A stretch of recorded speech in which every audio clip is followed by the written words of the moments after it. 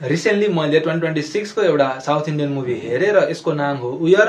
यसको real pronunciation मलाई थाहा भएन, तर म चाहिँ यसलाई उयर भनेर भन्छु। यो एउटा मलयालम ल्याङ्ग्वेजको क्राइम थ्रिलर मुभी हो जसमा सिरिज अफ मर्डर चाहिँ हुँदैन, तर जस मर्डर चाहिँ हुन्छ। मैले हिन्दी डबमा हेरेको हो र कस्तो रहेछ यो मुभी आज यो भिडियोमा डिस्कस गरौँ। र यो movie based on true events पनि रहेछ। यसको स्टोरीको कुरा गर्ने हो भने एकजना पुलिस अफिसर जसको नर्मल लाइफ चलिरहेको हुन्छ, उसको भिलेजमा एउटा मर्डर हुन्छ जुन अराउन्ड 15 मिनट्स पछि हेर्न पाइन्छ मुभीमा। अब त्यो मर्डर कसले गर्यो, किन गर्यो, कसरी भयो, त्यो सबै कुराहरू इन्भेस्टिगेसनको थ्रुबाट यो मुभीमा हेर्न पाइन्छ। पोजिटिभको कुरा गर्ने हो भने यसको भिडियो क्वालिटी, सिनेमाटोग्राफीहरू सबै एकदमै टप नच छ। साउथ इन्डियन मुभी हो, नराम्रो पनि कसरी होस् हैन। अर्को यसको पोजिटिभमा रन टाइमलाई पनि काउन्ट गर्न मिल्छ जुन 2 आवर 15 मिनट्स हो, किनकि साउथ इन्डियन मुभीजहरू प्राय 2 आवर 30 मिनट्स कि त त्योभन्दा बेसी हुने गर्छ। त्यसको कम्पेयरमा यसको रन टाइम चाहिँ एकदमै ब्यालेन्स छ।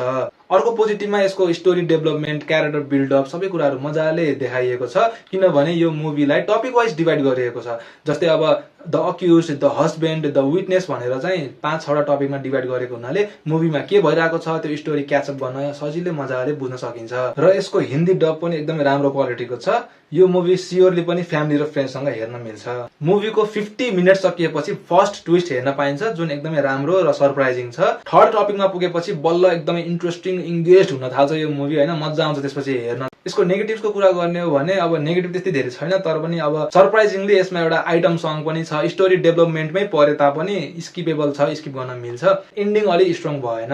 मैले क्लाइमेक्समा चाहिँ खतरा सस्पेन्स मिस्ट्री हुन्छ होला सोचेको थिएँ, तर इमोसनल साइडमा एन्ड भएको हुनाले त्यस्तो वाउ फिल भएन। अलिकति इलोजिकल जस्तो पनि लाग्यो मलाई। व्हाट अबाउट अदर किड्स भन्ने एउटा क्वेसन चाहिँ मेरो मनमा आइरहेको थियो। यसमा खतरा खतरा ट्विस्ट एन्ड टर्न्सहरू हुन्छ भनेर त्यो एक्सपेक्टेसन चाहिँ नराख्नु होला, त्यस्तो केही पनि छैन। तर डेफिनेटली पनि यो मुभीले इन्गेज चाहिँ बनाउँछ। म चाहिँ यसलाई 7.5 आउट अफ 10 रेट गर्छु र यो मुभी वान टाइमको लागि वर्थित छ।